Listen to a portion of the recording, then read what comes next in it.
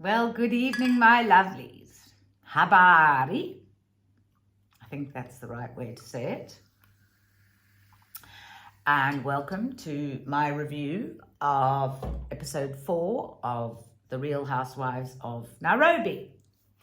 It was a great episode this week. I really enjoyed it. So, for those of you who haven't watched me before, my name is Camilla, otherwise known as the Queen of Constantia, and a OG or cast member of the Real Housewives of Cape Town, which gives me a bit of a unique insight into the goings on of Housewives. I do refer to notes in my little book every now and then, so please excuse me if I look down every now and then. It helps me to not miss things out. So let's get going with this lovely episode. We start with a visit by Vera to Lisa's house. Lisa, what a lovely garden and table you have set out. And Vera, you look great in all those colors. Really, really pretty. They're having a chat, getting to know one another, talking about their previous relationships. Lisa talks about a really interesting thing about being with a man who was lying to her about having done a reversal of vasectomy, and all the time he was firing blanks. That's not very nice, so he had to go. And then Vera talks about being in a domestic abuse situation. Lisa, I can't agree with you saying that staying in a domestic abuse situation is always your own fault. And I'm just going to point that out here because having been a domestic abuse survivor, what I can tell you is that domestic abuse often builds up very slowly. And part of the situation is that a domestic abuser will chip away at your self-esteem, chip away at your family relationships, take away your financial independence, and essentially remove you from any support groups until such a point as they have you really entirely bereft of any support groups, so that you become a victim of circumstance and you become, it's a bit like Stockholm syndrome, you become a prey who is too afraid to leave. You become terrified for your life, and you also don't have the resources to leave. That is the situation I found myself in. And I was very badly beaten, plastic surgery, all sorts of things that I had to have, and yet I still didn't leave.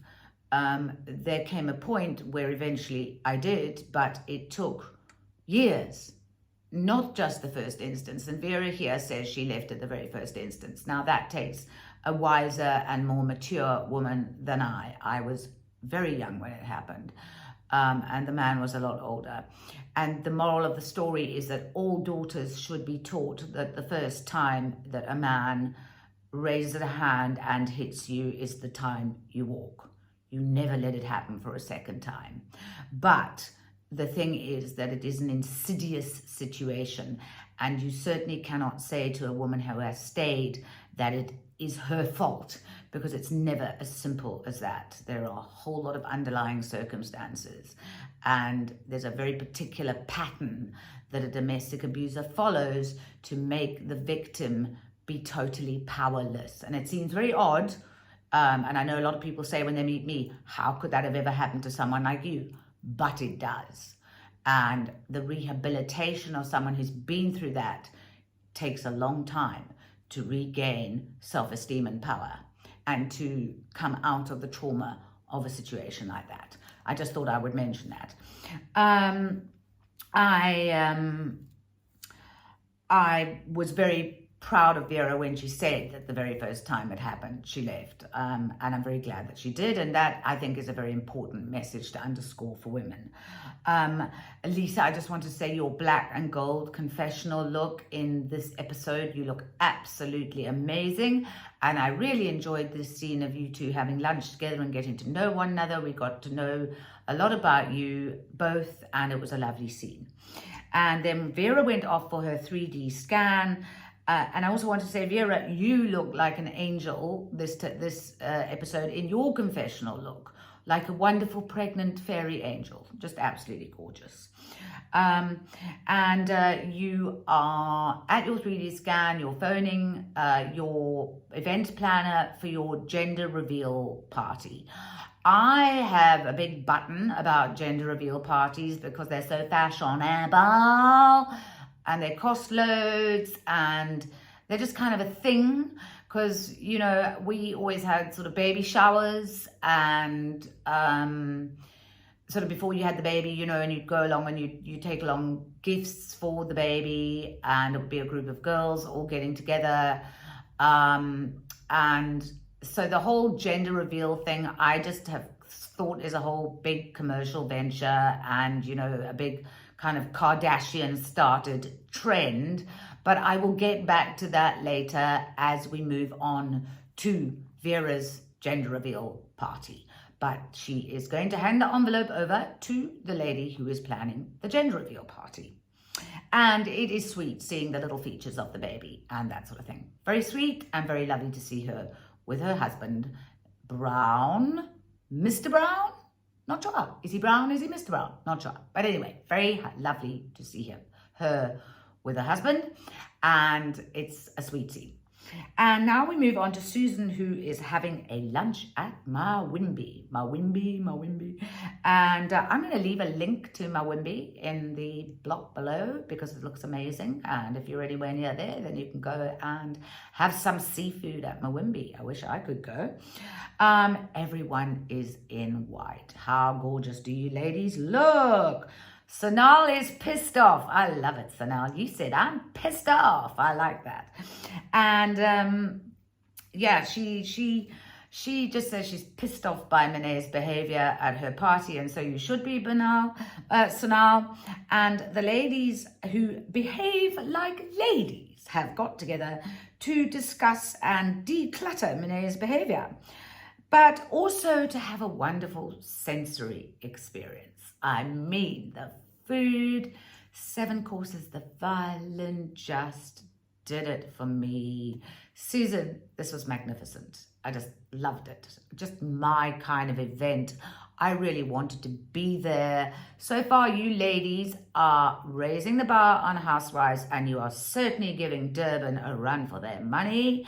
And I wouldn't be at all surprised if this show doesn't go international to Bravo in the States. It's top class. I'm loving it. So yeah, this is a tasteful event, Susan. It's beautiful. Sonal's shade for Vera. Vera's late, and Sonal says she needs a clock the size of her bottom, and when the clock twerks, it's time to go. Oh, ooh, Sonal, you're so bad, but that's so funny. It's hilarious. That was just beyond. I loved it. You go. Anyway, so Vera arrives, of course, so late that she misses her 7-course meal. Prawns, oysters, oh, delicious. She says that she doesn't care about missing the conversation, but she does care about missing the seafood. Susan manages to rustle something up for her, though. And look, whatever it is, it wasn't 7 hours. Praise the Lord. Vera asked Susan about co-parenting, and then suddenly she starts to cry. And you know, I've got such a soft spot for Vera. I mean, she really does have a sweet side, and she can have these little bursts of arrogance, which I think comes from her kind of media personality and being very famous, but there is a very human side to her that I really do like. I don't like the occasional burst of arrogance, I must admit, and part of the lateness is a little bit of arrogance, let's face it, but it's not nearly in Monet's class. And she starts crying, and, you know, I think Susan's, you know, gosh, is she getting divorced? Why does she want to know about co-parenting? What's going on? And then it turns out that her husband has 2 children with another woman that he never gets to see, and that Vera has not known what to do about it. I think she's feeling very guilty that he never gets to see the children, that she can feel his pain. She says he goes to the school gates to sort of get a look at them. The mother won't let him see the children. And I think we all know that in law, fathers have rights, and that one is not allowed to do such a thing as parental alienation without very good reason. Now, her husband seems like a very good father. He obviously has a job. There would appear to be no legitimate reason in law why he cannot see those children. And they clearly need to take legal action for him to get access to his children, even if it's 1 day a month, 2 days a month, or 1 weekend a month, or slow build up. Just access, maybe even an afternoon a month to start with, but they clearly need to take some action. And I think with the support of the ladies, she can go and get advice and support her husband in turn to take the action that he needs to take. But he needs to take some action. You know, he can't just pine in the background, and the children need their father in their lives, and courts acknowledge that. They most certainly do. So I wish him all the best, and I wish Vera all the best with this. Sorry about that, I'm just wetting my whistle. Susan, once again, you look like a Vogue cover girl in your confessional. Stop it. Stop it. Very jealous, I am. Very jelly. I am laughing at how you say lunch without women who wear red trashy weaves was class and glam and chic. Oh, shady girl. Shady, shady girl. I love it. Oh, didn't say who that was, did you? No, I noticed that. Yes, so now we move on to Monet, and she refers to Charles's best friend, Tiki, and she says he's known him for a minute. Now, am I missing something here? In the comment section, will somebody please explain to me, is this a new lingo? If you've known someone for a minute, does it mean you've known them for a lifetime? Is it like a flip side ironic thing that I'm missing? Or has he really is his best mate actually brand new? I don't know. It's all a bit weird to me.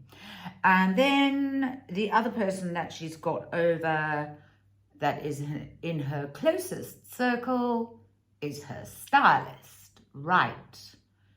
Okay. So, where do you go when you want to find reinforcement of your point of view? Your stylist, who you pay, your husband, who will always reinforce your point of view, because if he doesn't, he's going to get into trouble. Most husbands do. And your husband's best friend, who it would seem he's known for about 1 minute, according to you. So, let's see what happens. Monet chats about going to Sanal's event, and she says she was 5 hours late. It was actually 7 hours, but she says she was 5 hours late, at which point Charles, her husband, says this. Yep, even he wasn't amused.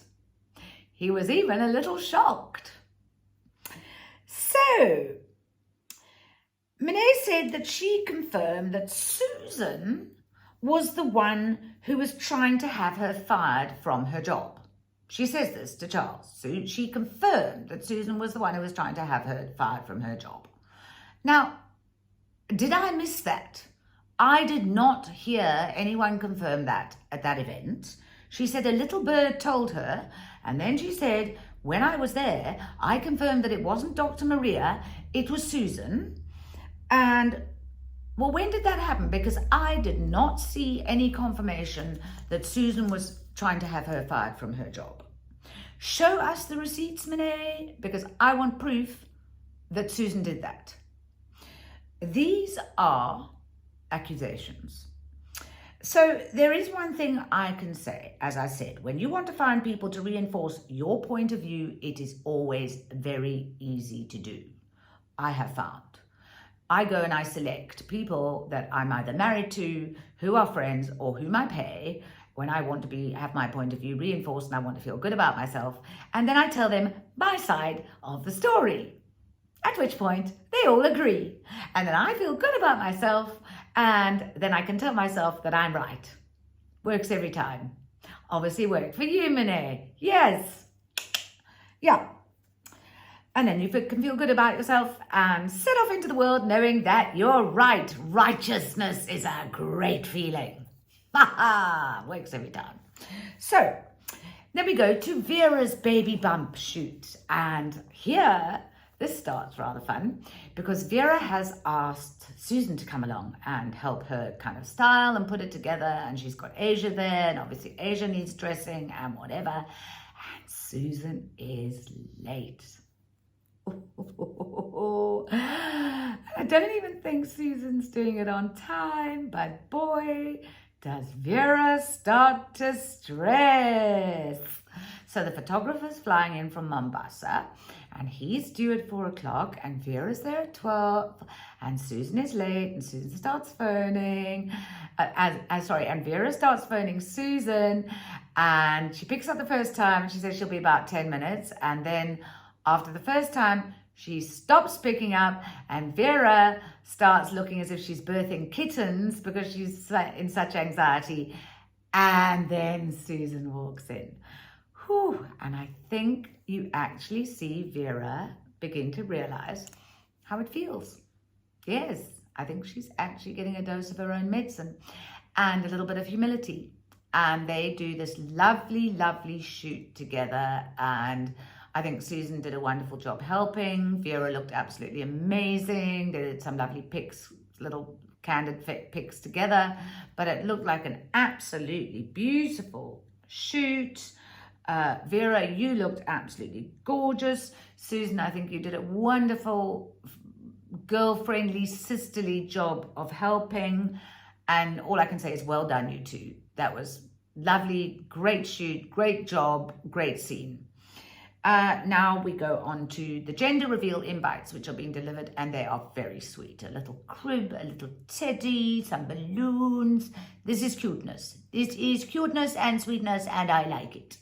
And dress different shades of brown. I like it because you're not going with blue or pink or anywhere in between. For the Brown family, this is great. I like it. Clever. Sonal is in the UK, sends a little message from the back of a London taxi cab.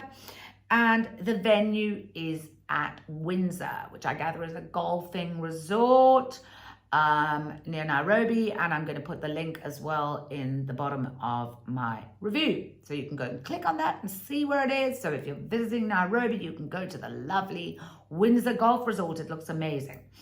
And this decor looks gorgeous, Vera. Beautiful, white, crystal. I'm loving it. The crowns on the champagne bottles, I want. Can I just say, can you just like maybe DM me or find a way to reach me on my Instagram and let me know where I can get those crowns for the champagne bottles? They're fabulous. I love them. Yeah, so that was so nice. And oh, Lisa, your spectacles. Oh, they look like aviator kind of flying. Oh, love, love, love, love. And so anyway, everybody sits down, and I mean, obviously everybody's just looking gorgeous. And I just want to say, I just agree with Susan and Lisa that Vera can be so lovable. They're talking about how they've come to meet her, come to know her. I agree 100%. She once you cut through that kind of Cardi B thing that really put me off, and you get beneath that, such a nice, lovable person and very maternal. And I'm really, really enjoying getting to know her through the show very, very much. Oh, and then this is so funny. Vera rushing to her own party, and the family arrive, and Asia is looking so sweet in her little tulle dress with all the colors. Vera is looking stunning in her shades of brown dress, and her husband's looking so suave and elegant. And not 3 minutes later, and now we understand the rush. I couldn't get the rush, but they were just in time. Not 3 minutes later, the chopper comes over, and what do we see? The smoke comes out. It's like the Vatican with a new pope. The smoke comes out, and it's blue. They're having a boy. Congratulations, Vera. I think that's wonderful. And this is where I need to say that this gender reveal party has totally changed my mind about gender reveal parties. I've been a bit snooty about gender reveal parties because I just thought that they were just a big waste of money and they were all about just showing off and everything. But this one was so intimate and so sweet and so full of love, and I just loved the energy about it. I loved the games that were played, and it was all going so well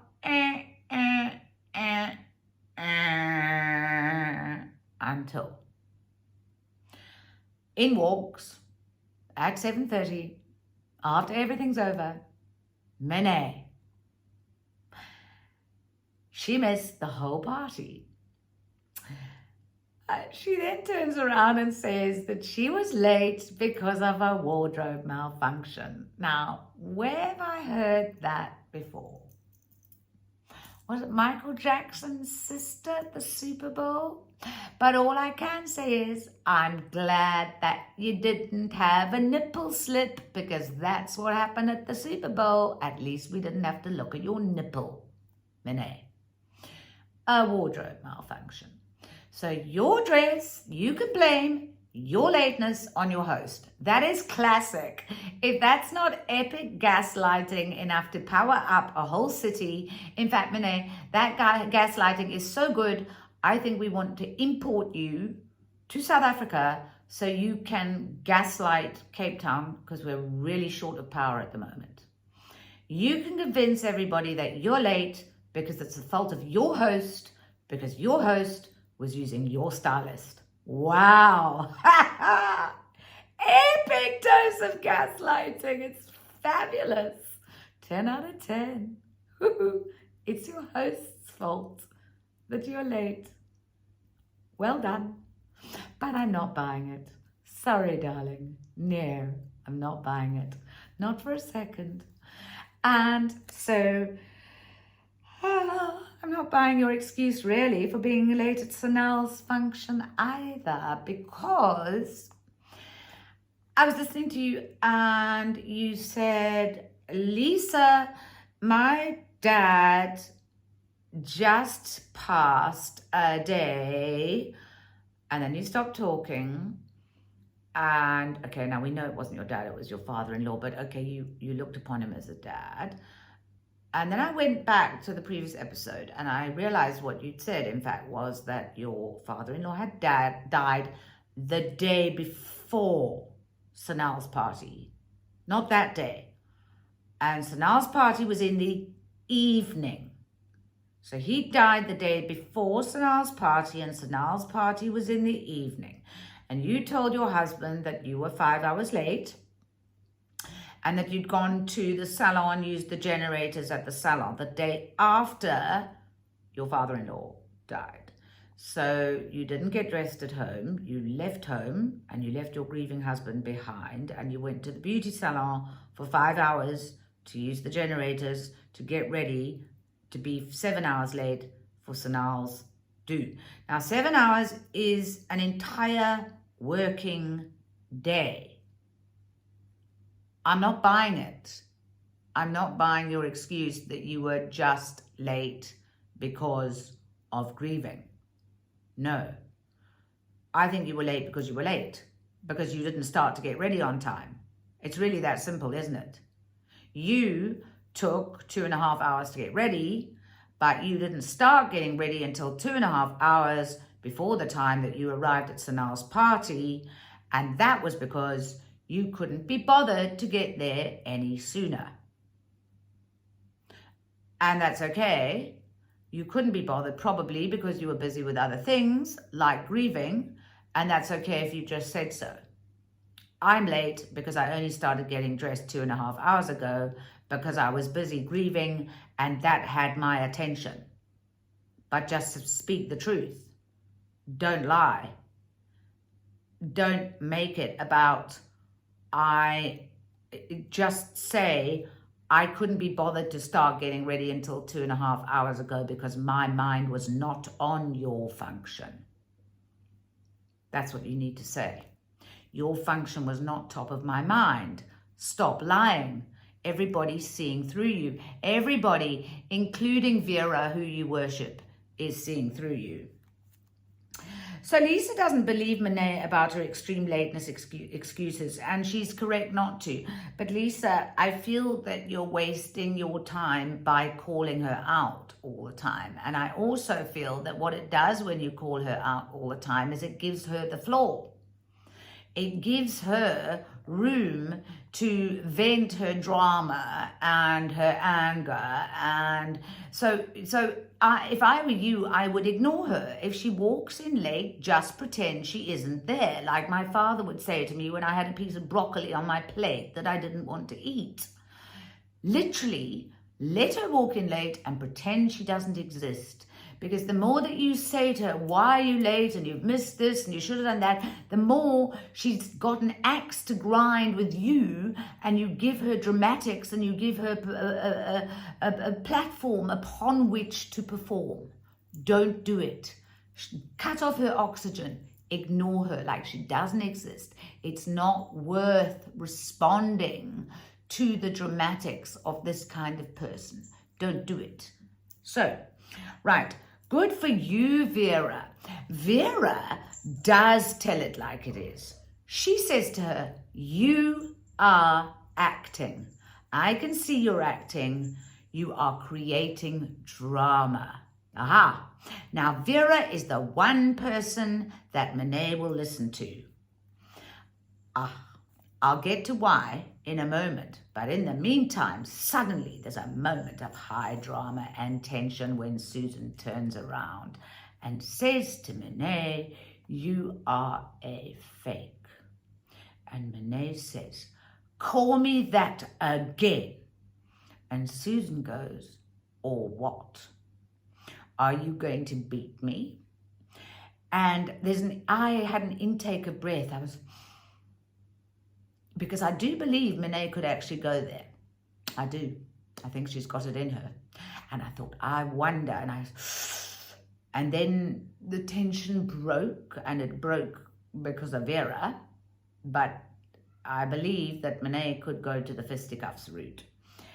And this was a big challenge that Susan had laid down. Call me fake again. Or what? The gauntlet was thrown. It was. It's going to be very interesting to see where this goes in future episodes. Then Vera says to Monet that she needs to try harder, that she needs to show her more human side, that she believes she's got it. They talk about her resting bitch face, and she says, oh, that's how I always look. Of course, that's not the truth. I'm not buying that. But the thing is, there is one reason why Monet will behave better and will respond better to criticism from Vera than she will with anyone else. And that is that she is completely starstruck with Vera. She absolutely wants to hook herself to Vera's star. And she will do anything to please Vera. And she will listen to anything that Vera has to say, and she will accept any criticism willingly from Vera.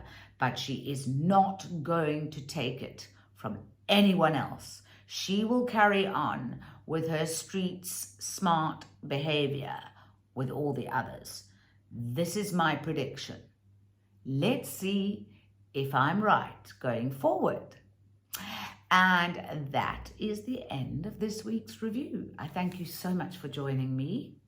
Please like, please subscribe, and please press the share button at the bottom. It's the little forward arrow, and share with everybody on WhatsApp if you think they'd like my review. Subscriptions gratefully welcome. Thank you so much. And I will see you next week. Love you all lots, and good night. God bless. Bye.